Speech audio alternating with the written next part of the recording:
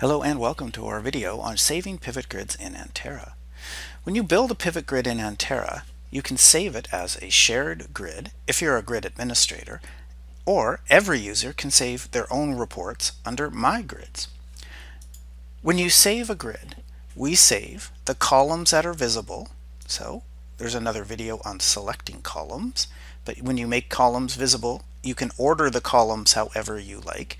So the visible columns, the column order, what you've pivoted, the width of each column, the filters. In this case, we're looking at projects over $1 million. Maybe that's major projects. And we've filtered it to be contract values over $1 million.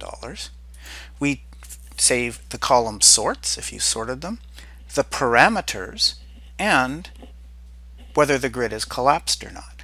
So when you create a grid and you make any changes, like here if I just made this contract value a little narrower, the name of the pivot grid has gone into italics because we've made a change to the report. Now you could save that.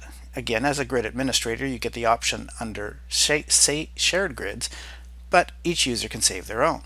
So when you save it, we're saving all the parameters, and you can default the grid to open on a date that you select. Now, margin gain erosion, you might choose to open the grid on the last day of last month to line up with your forecasting and your WIP reports.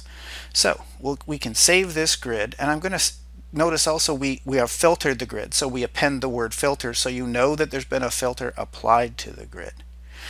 So let's save this under shared grids, and now it's available in the shared grid list.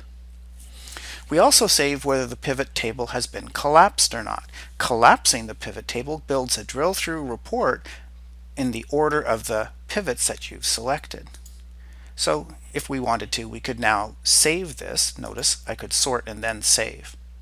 Now, one best practice to note is that you don't need to go and build a whole bunch of separate grids for the items that are included in parameters. So we don't recommend that you build one view for each person, because you're going to end up with a lot of views, and it's easy just to select a parameter as you use the grid rather than having 8, 10, or 12 or 20 different views for something that's already in the parameter. This concludes our video on saving pivot grids in Anterra. Thank you for your time.